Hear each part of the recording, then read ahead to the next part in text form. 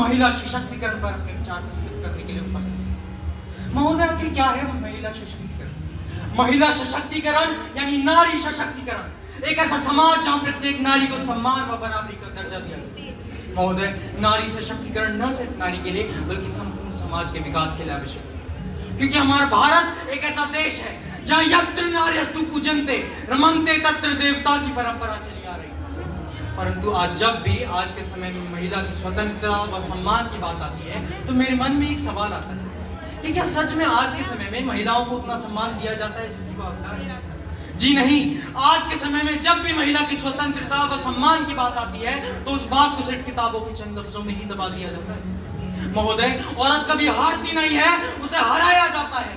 लोग क्या कहेंगे, ये दुनिया क्या कहेगी, ये कहकर उसे डराया जाता है। महोदय, आज हम विमेन एम्पावरमेंट की बड़ी बड़ी बातें तो करते हैं, पर मैं आप सभी से यह पूछना चाहता हूँ कि क्या सच में आज के हमारे भारतीय परिवारों में हमारी महिलाओं को पुरुषों के समान समझा जाता है? जबकि वही महिलाएं आज के समय में हमारे पुरुषों से ज्यादा काम कर रही हैं, यानी पहले ऑफिस भी संभाल रही हैं, फिर घर का भी काम कर रही हैं। परंतु यही अगर हमारे पुरुष काम करने जाते हैं तो उन्हें घर का काम संभालने की जरूरत नहीं पड़ती। और हद तो तब हो जाती है जनाब जब महिलाओं पे दोषारोपण पुरुष नहीं बल्कि स्वयं महिलाएं करती हैं। जी हाँ, ये बिल्कुल सत्य बात है। आज के समय में जितनी टिप्पणियां एक महिला दूसरी महिला पे कर रही है उतना एक पुरुष भी नहीं करता। आप इस बात से मुकर नहीं सकते। आज के समय में बहू हो या बेटी, उसकी आजादी का एक पैमाना तय कर दिया जाता है। महोदय, पर हमें ये समझना पड़ेगा कि औरतें बोझ नहीं थी, उन्हें बोझ बनाया हमने। इस सती से लेकर बाल विवाह बनाया हमने, ये समाज बनाया हमने, ये रिवाज बनाया हमने। और औरतें तो दुर्गा चंडी का रूप थी, इन्हें दबी हुई आवाज बनाया हमने, इन्हें दबी हुई आवाज बनाया। आज के इस पुरुष समाज में मैं प्रत्येक नारी जाति से ये कहना चाहता हूँ कि गुड़िया जैसे शौक तुम्हारे, तुम खुद क्यों गुड़िया बन जाती हो?